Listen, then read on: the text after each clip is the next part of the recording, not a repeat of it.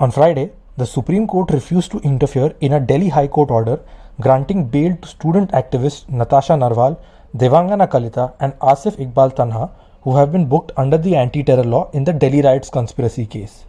The two-member bench of Justices Hemant Gupta and V. Ramasubramaniam said that the top court would examine the legal aspects of the Delhi High Court bail order. This case could have pan-India ramifications, and the way UAPA had been interpreted by the High Court would have to be examined, the bench noted.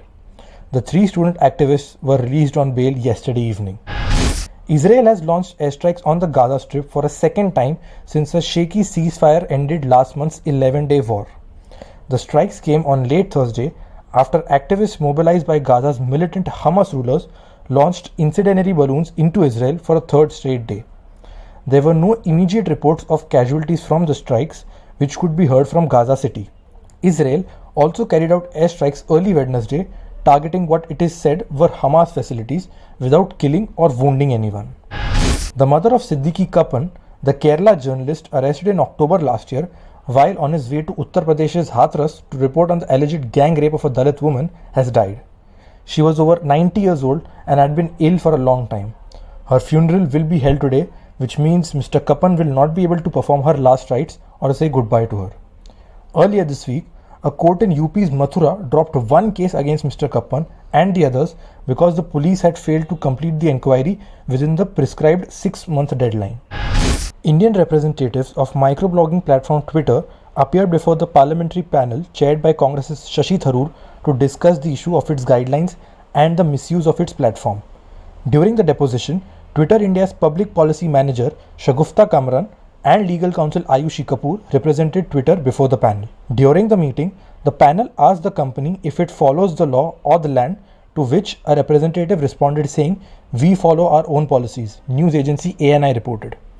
The members then told Twitter that law of the land is supreme and asked the company to abide by them. They also asked Twitter to explain why it should not be fined for violating the rule of the land. The meeting comes as the center is at loggerheads with the microblogging site over the new information and technology rules. The National Human Rights Commission has issued a notice to the Uttar Pradesh government over the chaining of a 92-year-old prisoner to his hospital bed during treatment at the Etahar District Hospital, officials said on Friday.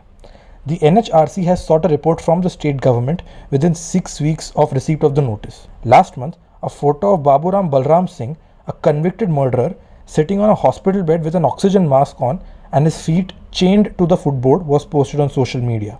An official of the Etahar district jail was suspended in connection with the incident. In a statement, the NHRC said keeping an over 90-year-old ill prisoner in jail indicates the malfunctioning of the sentence review board in the state.